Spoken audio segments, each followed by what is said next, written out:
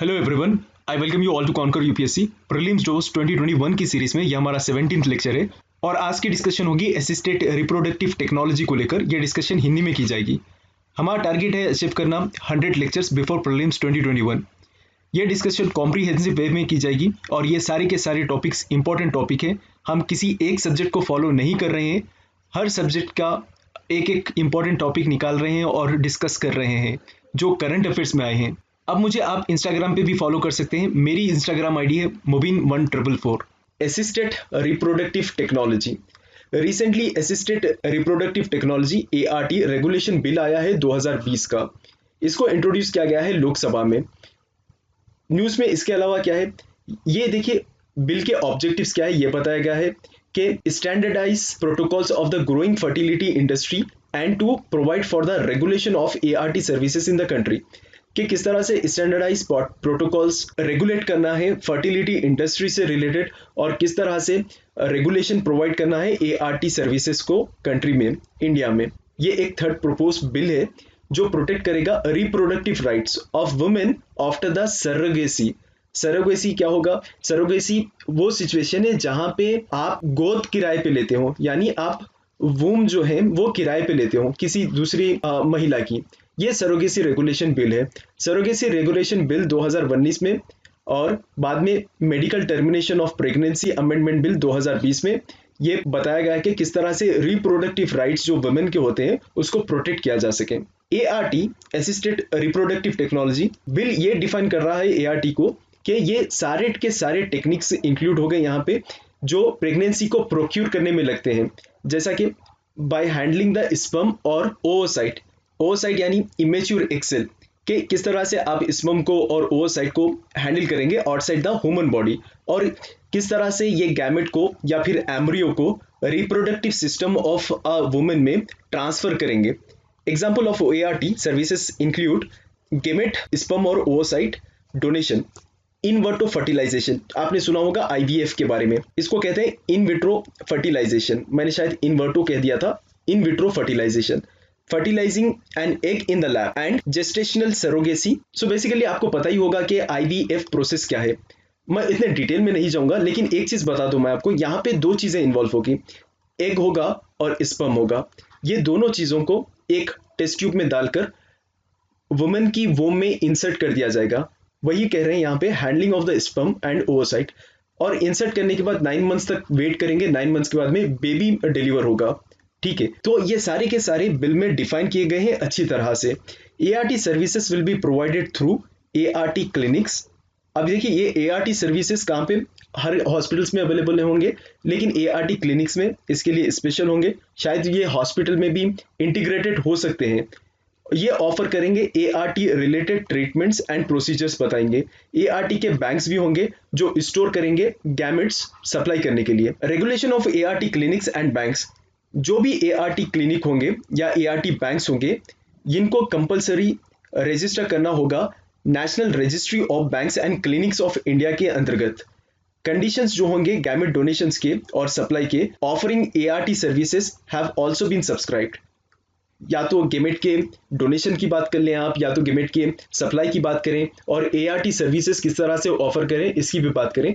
Bill में detail में discuss किया गया है।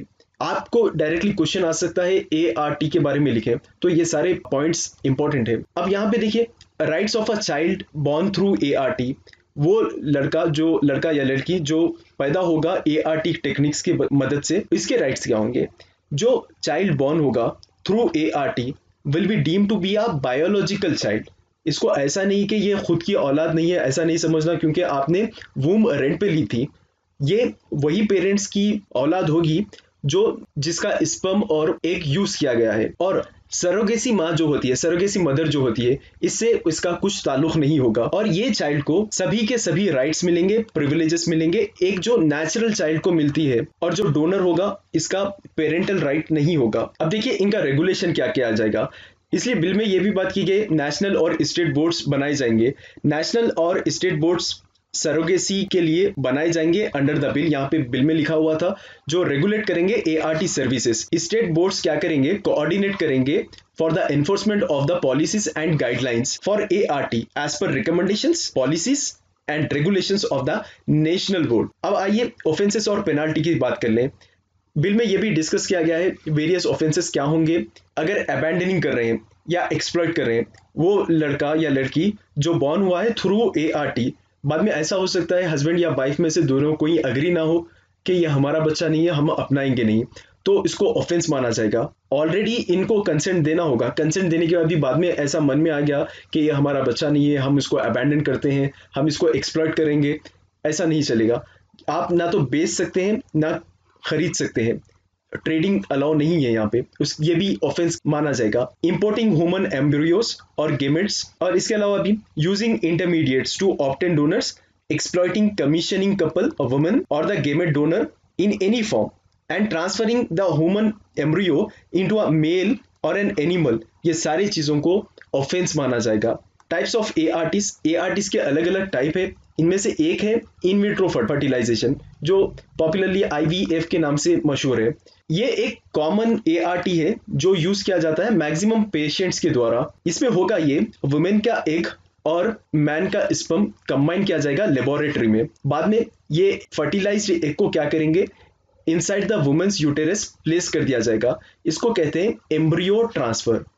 सेकेंड और एक टेक्निक है एआरटी की, गेमेट इंट्राफैलोपियन ट्रांसफर। यहाँ पे होगा ये मैन का स्पर्म लिया जाएगा और वुमेन का एग लिया जाएगा और दोनों को एक लैब में कंबाइन किया जाएगा। यहाँ तक सेम है दोनों में, आईवीएफ में और जीआईएफटी में।